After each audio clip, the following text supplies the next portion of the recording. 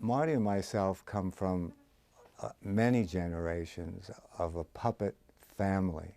That's how we started. And our father's father, they did ballet and opera with puppets. And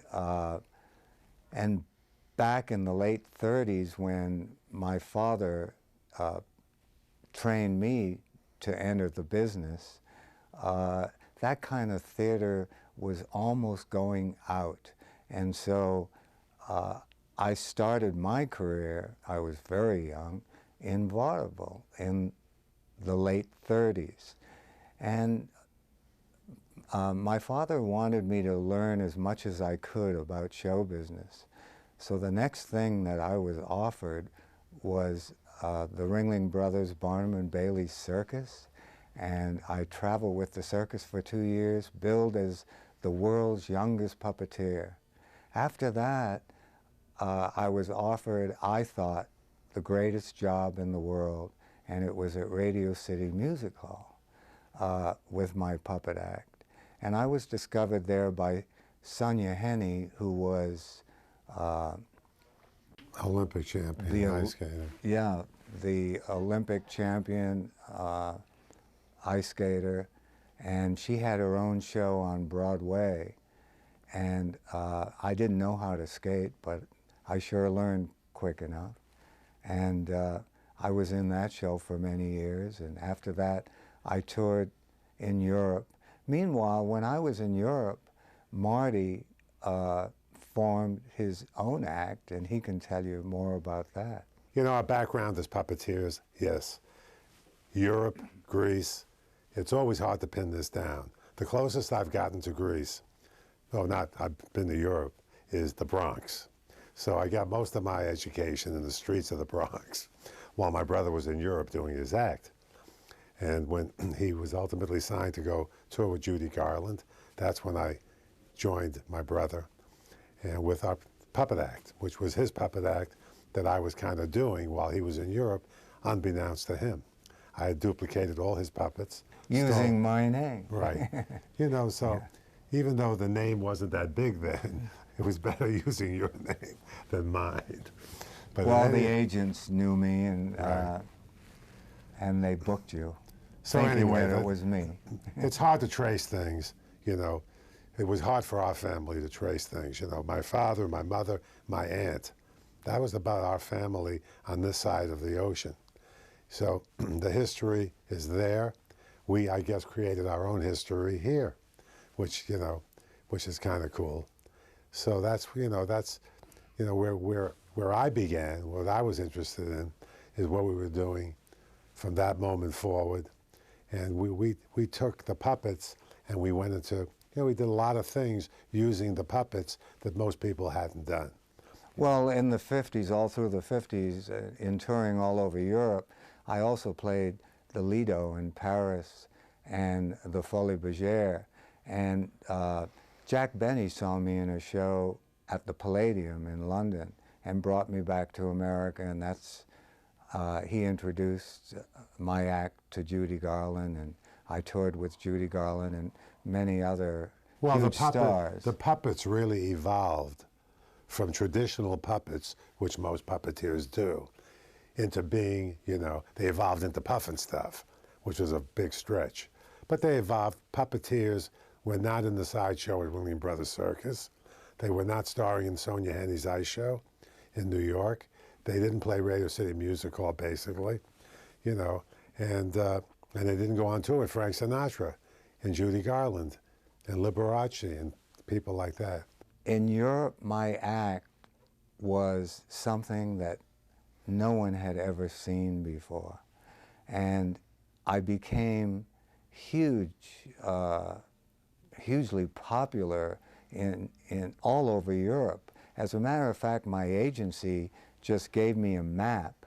I was with the William Morris office at the time that represented me, and they just gave me a map and said, every country in the world would like your act. Just put an X where you want to go. And so that's how I got to travel all over the world. My biggest stardom, believe it or not, was in all the Arabic countries. I played Egypt, and I went through, played Damascus and Beirut, and people just waited for hours to see my act. They thought I was some kind of a magician. So the answer to your question, the answer have we been influenced by other people, or has Sid? The answer is probably yes, because Sid was very, he went everywhere to see everything. There were puppeteers in Czechoslovakia, there were puppeteers in Salzburg, there were puppeteers, like you say, all over the world. So I would have to say that, you know, that Sid probably borrowed thoughts and ideas, repackaged them, because, you know, nothing is really original. No. There's always a repackage of something. So Sid's great at that. So, you know, so that was the answer to your question. Right. It's great, you know, to have a dream and have your brother make it happen. Well, I'm very tired. Still showing up to work every day, raising the flag. Well, try to do things. Try to make things happen. You know, my brother, the ideas that we execute off my brother's mind, you know, takes a lot to make them happen. Everything we made happen never came easy. In fact, it's been anything worthwhile was always painful, and still is. You know, it's not easy to make your dreams happen. So, you know, but we keep showing up, and we never give up. When we started in Saturday morning television, I remember there being lots of restrictions. There was only cartoons really on the air, and you had all the practices and standards and all those things guiding you, and the guys at NBC were looking for somebody new, you know, which is unusual. You know, Larry White and Bud Grant, who ran NBC Children's and Primetime, they were looking for new guys on the block. So when we, you know, we did the banana splits, they knew us becoming. Well, the reason that they came to us with the banana splits is because in our puppet shows, we always had little people inside of suits. This was way before Disney put Mickey Mouse in a suit. And we were known for that.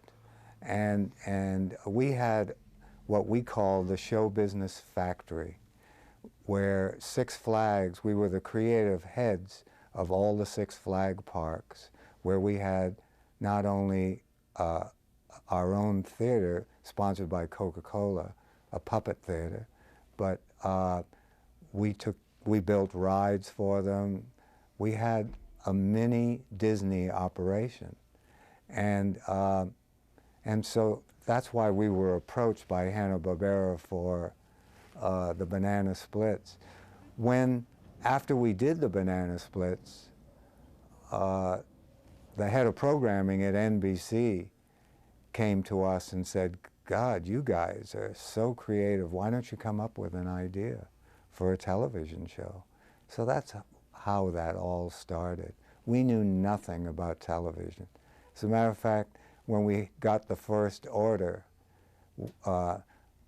Marty sent our secretary to the library for a book to find out what we were supposed to do next.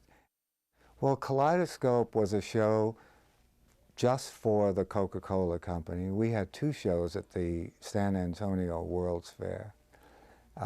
We had Les Poupées de Paris, which translates into The Dolls of Paris, and that was for adults only. And then we had a show called Kaleidoscope, and it was a huge production show, and there was a character in it called Luther, and he was a dragon. And the storyline of the show was about this dragon who was originally a super monster that was changed into a dragon, and the only way he could be changed back is to be kissed by someone. But who wants to kiss a monster? And it was a huge, huge hit at the fair. As a matter of fact, they used Luther the dragon as their symbol of the Seattle World's Fair. And we felt that that was an incredible character. And we redid him, changed his color, gave him arms, and he became Puffenstuff. The process of producing a show is a lot easier than the process in getting it to happen.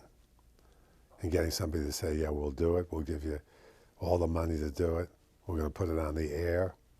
You know, that's the big process. Then the next process is being, I guess, talented enough and lucky enough to pull together the best people you can get. You know, my brother went to the premiere of Oliver. Well, it actually wasn't the premiere. I saw a very rough cut with Lionel Bart, was a great friend of mine, and he was very worried about the movie. Oliver. And he wrote Oliver and the music, and he was very worried about the movie, and he wanted me to come and see it without sound effects, without there was just a temp track for the music, and we just got the order for Puffenstuff. We had not auditioned anyone as of that time, and I saw this little kid who was the Artful Dodger, and I asked Lionel Bart, who is this kid? He said, we found him in a schoolyard, and I'm sure Columbia Pictures can find him. I said, this is the kid for Puffenstuff. And I told Marty about it the next day, and he put his feelers out.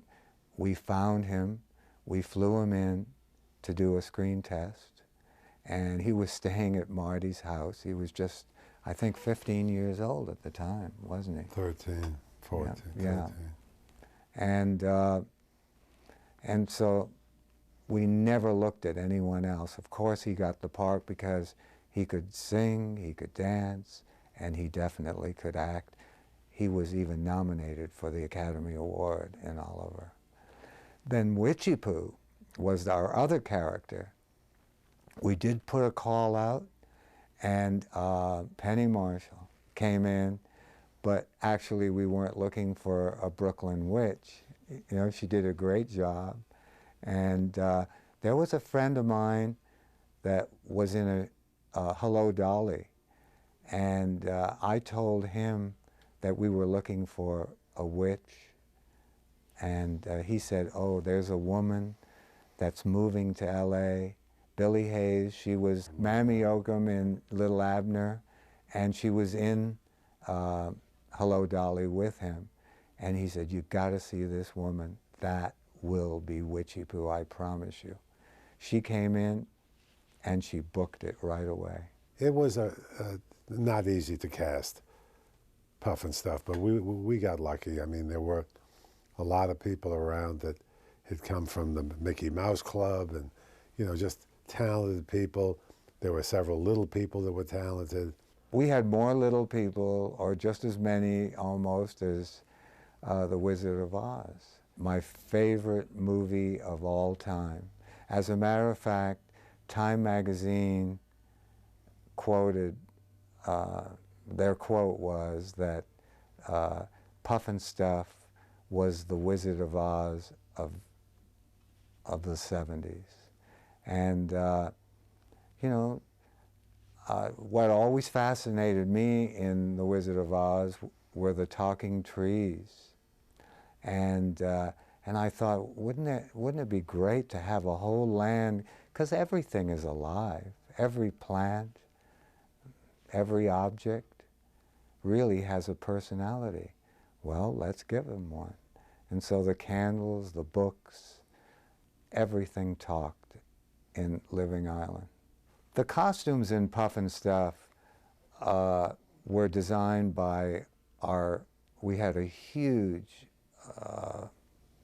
crew of all these wonderful artists and technical people, Designers. and designers, and the head of our art department was a gentleman called Nicky Nato, and Nicky Nato really gave us what we always called the Krofft look, because Nicky Nato worked for us right from the beginning. He did Les Poupées de Paris, he did all of our puppet shows, and he knew that we really loved color, Technicolor. Basically, this show, being our first, we didn't really know exactly where we were going. We were getting on the train, but we didn't know where it was going. So there was a lot of rebuilds, recreations, a lot of money that was wasted, but that's part of the creative process if you have a lot of money. So this was a financial, this was a financial big problem to us, this show, but it was a big creative success.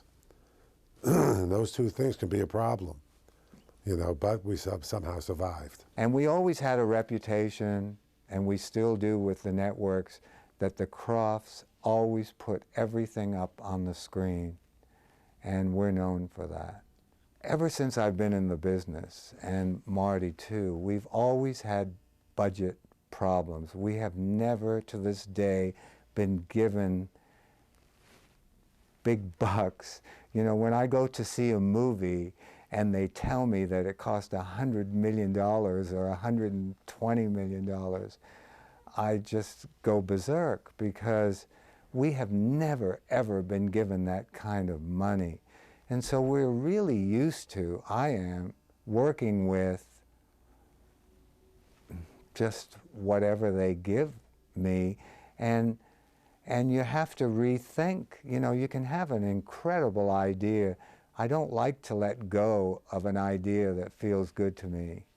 So you just rethink it, try to keep the idea, and just, pray a lot that it's going to work. We've always had budget problems, to this day. We've been asked questions so many times about Puff and Stuff and all of our shows, if it was just sprinkled with a lot of drug ideas. You've got to remember that in the 70s, everything was very psychedelic. Marty and myself move with the times, and the 70s, that was, people loved psychedelic color, and Puff and Stuff, the title had nothing to do with drugs. I mean, look at us. We're still here, Just recovering. Yeah, no. Just recovering. We're still here, and it's amazing, that we're asked that question so many times. Puff and Stuff came from a song,